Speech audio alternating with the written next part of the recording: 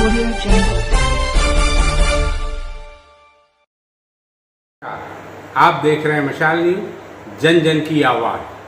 आज हम हमारे साथ मौजूद हैं भारतीय जनता पार्टी से बगावत कर निर्दलीय मैदान में उतरे युवा नेता हेमंत पुरोहित। आइए उनसे जानें कि उन्होंने ये कदम क्यों उठाया और आज उनकी स्थिति क्या है। हेमंत जी, एक किशोर सिरोही में आता है, उसको कोई नहीं पहचानता, वो पढ़ने आता है, धीरे धीरे भारतीय जनता पार्टी से जुड़ता है, कई छोटे मोटे पद लेता है, उसके बाद वो भाजयुमो का जिला अध्यक्ष बनता है, फिर दूसरी बार भाजयुमो का जिला अध्यक्ष बनता है, तब जाके वो हेमंत पुरोहित बनता है। इस पूरे सिलसिले में पार्टी ने आपको हेमंत पुरोहित बनाया, उसके बावजूद भी आपने पार्टी को ऐसे टाइम में बाहर निकले हैं जब आपको पार्टी को आपकी ज़्यादा ज़रूरत है। पहले तो मैं मशाल न्यूज़ का आभार व्यक्त करता हूँ कि ये वास्तव में मशाल जो न्यूज़ है वो स्थानीय है और स्थानीय भी जन जन की आवाज़ है। मैं आपका बहुत बहुत धन्यवाद देता हूँ। आपने जो सवाल किए, ये सवाल हर किसी के जहन में है। मैं सिरोही में मेरी शिक्षा हुई। मैं सिरोही से मात्र 8 किलोमीटर की दूरी पर रहता हूँ। मैं संघ से पहले जुड़ा, उसके बाद भारतीय जनता पार्टी से। मैं सर्वप्रथम युवा मोर्चा का मैं सिंधरत का इकाई अध्यक्ष बना, फिर उपाध्यक्ष बना युवा मोर्चा का, फिर मैं महामंत्री बना, फिर मैं खेलकूद प्रकोष्ठ का जिला अध्यक्ष बना, उसके बाद मैं युवा मोर्चा का 2 बार महामंत्री रहा, उसके बाद मैं युवा मोर्चा का 2 बार जिला अध्यक्ष रहा और विभिन्न क्षेत्र में मैं दायित्व मुझे मिले हैं। मैंने संगठन में काम किया और मैं संगठन में काम करते करते मेरा जीवन के 47 वर्ष कैसे बीत गए ये भी मुझे ध्यान नहीं रहा।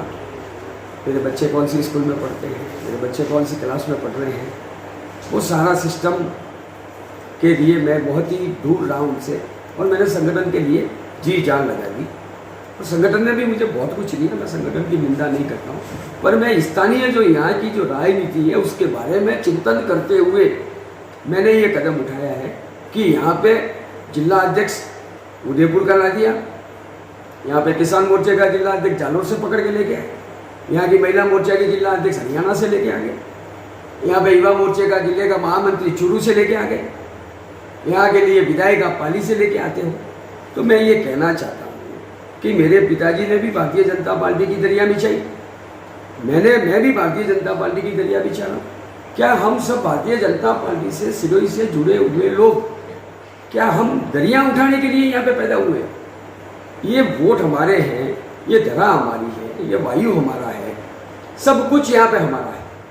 तो हमें स्थानीयों का राजनीति के अंदर हमारा स्थान तय होना चाहिए और हमें हमारा अधिकार मिलना चाहिए। ये स्थानीय क्रांति के रूप में आज तो आपको ये चिंगारी दिख रही है, जो टाइम बढ़ेगा आपको ये आग के रूप में आपको इसका सामना करना पड़ेगा। अच्छा, लोगों में 2 प्रकार की चर्चा है। एक तो ये कि आपको कांग्रेस के विधायक संयम लोढ़ा ने खड़ा किया है, दूसरी चर्चा ये है कि आप प्रदेश अध्यक्ष के नज़दीकी हैं और यहाँ के जो भाजपा के प्रत्याशी ओटाराम देवासी, उनको काटने के लिए प्रदेश से आपको इशारा किया गया।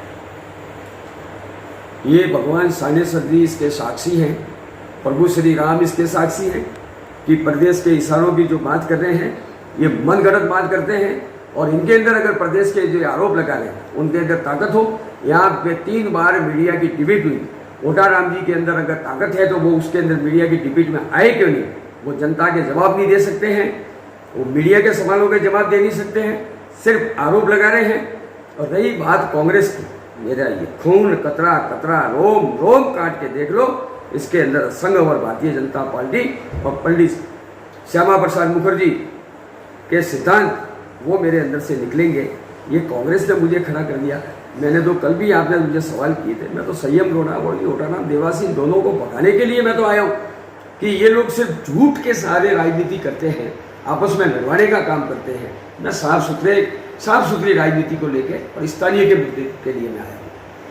तो फिर क्या वजह है कि आपको अभी तक स्थानीय लोगों ने सहयोग नहीं दिया है। आपके साथ भारतीय जनता पार्टी के दो बड़े नेता तो जुड़े हैं, लेकिन और आपके साथ नहीं है। आपने ये सवाल बहुत ही सुंदर किया है कि मेरे साथ स्थानीय लोग क्यों नहीं जुड़े। आप मेरे नामांकन की रैली देख के आपका हृदय परिवर्तन हुआ या नहीं हुआ? सभी मीडिया बंधुओं का हृदय परिवर्तन हुआ कि नहीं हुआ? हजारों की तादाद में जो मातृ शक्ति आई थी, जो 36 कौम की मातृ शक्ति आई थी, 36 कौम के मेरे जो युवा साथी आए थे, आपके कई मेरे ऐसे लोग थे जो शर्त लगा रहे थे। कई लोग यहाँ शर्तें हार गए। सिरोही की आवाम और सिरोही का मीडिया ये सोचने पे विचारने पे मजबूर हो गया कि ये लोग आए कहाँ से। ये क्रांति का नतीजा था स्थानीय, जो हजारों की भीड़ मेरे साथ चली थी। आप एक चीज़ बताइए कि आपकी छवि आज भी युवा नेता की है। ये अलग बात है कि आपके बच्चे भी युवा हो गए, इसके क्या कारण है? मैं फ्लेक्सिबल हूँ, मैं युवाओं के साथ में मिलता हूँ, मैं किसी को हर किसी के गले लगता हूँ। मैं 20 साल का भी मेरा दोस्त है, 60 साल का बुजुर्ग भी मेरा दोस्त है, 80 साल के बुजुर्ग भी मेरे दोस्त हैं, और मैं बहुत ही मौज में जीने वाला व्यक्ति हूँ। मुझे ये उम्र और ये सब इनसे मैं नाता नहीं रखता हूँ। जैसा मैं पानी की तरह सरल और तरल हूँ, जिस ढांचे में डाल दोगे ऐसा मैं हो जाऊँगा। और मैं सिरोही की आवाम से और यहाँ के सभी नागरिकों से बहुत विनम्र भाव से और बहुत हृदय की गहराइयों से मैं उनको ये निवेदन करता हूँ कि आप मेरी इस क्रांति का हिस्सा बने। रोमारा ठाकुर साहब सादुल सिंह जी को याद करें। यहाँ के दत्तानी का जो युद्ध हुआ, 14 वर्ष की उम्र में जो तलवार लेके जो राव सुल्तान निकले थे, अब उनको याद करो। आज भी हमारी रगों में वही खून दौड़ रहा है और आपको आने वाली 3 तारीख को दिख जाएगा। और ओटाराम जी ने जो कहा था कि यहाँ बारी का भविष्य है, यहाँ स्थानीय का भविष्य नहीं है, ये भी तय हो जाएगा कि यहाँ भविष्य किसका है।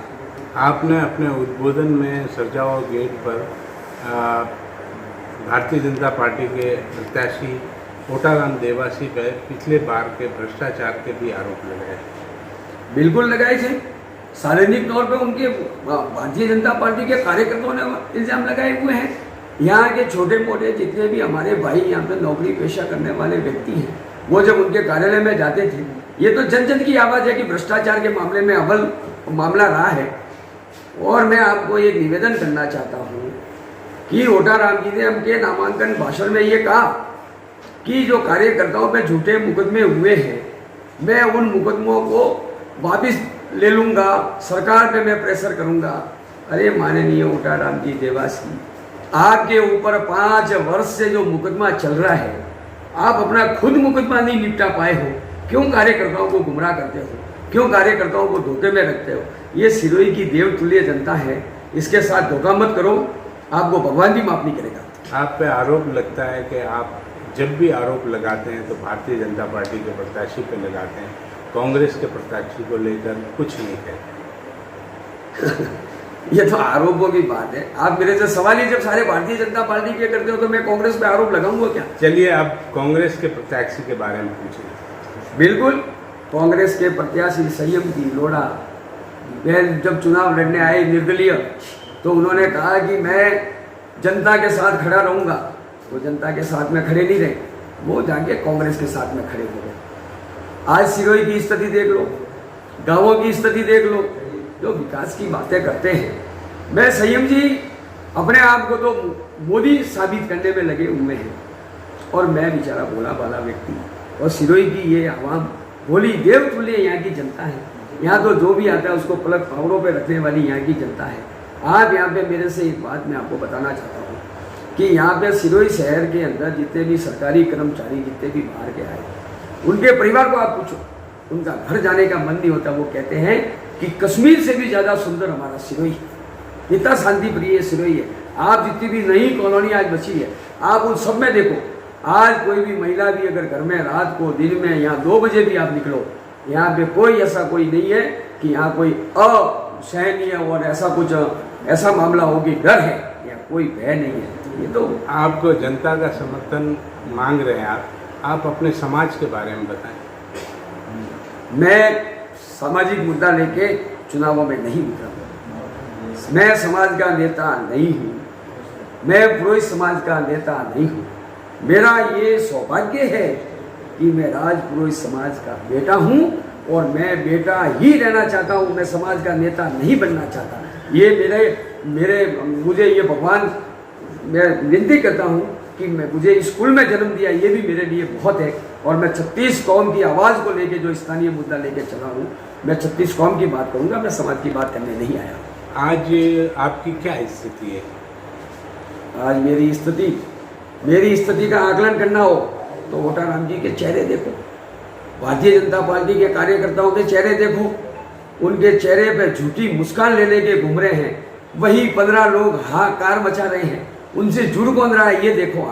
आप ये देखिए कि वोटाराम जी के चेहरे पे हंसी गायब हो गए, उनकी मुस्कान जो गायब हो गई। जब पहली बार आए थे तो उनकी जो चेहरा था और आज के चेहरे में आप फोरेंसिक जांच करवा दो कि असर हुआ है कि नहीं हुआ। आपका जोश देखकर हमारी ओर से आपको बहुत बहुत शुभकामनाएं। धन्यवाद।